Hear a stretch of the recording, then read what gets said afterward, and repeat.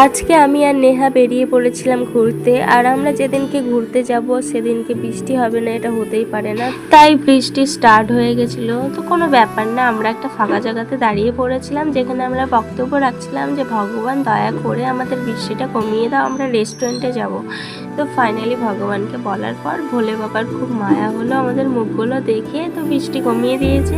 এবার আমরা চলে এসেছি আমাদের মেন প্রপার জায়গায়, মানে আমাদের রেস্টুরেন্ট।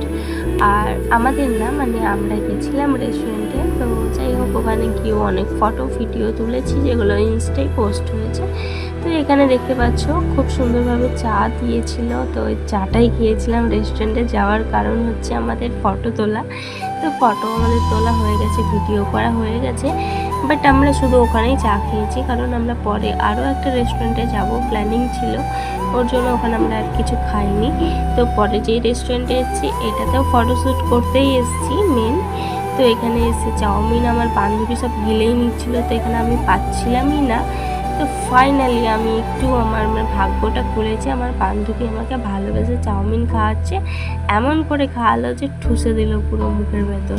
দেখো এবার আমার রিয়াকশন। তো ফাইনালি আমাকে এইভাবে দেখে আমার বান্ধবীর খুব মজা লেগেছে। তো ভিডিওটা এখানে এন্ড করলাম, টাটা। হ্যালো সবাই, আমাকে এভাবেই সাপোর্ট করো, 10,000 পূরণ করতে ফলো করো। সবাই ভালো থেকো আর সুস্থ থেকো।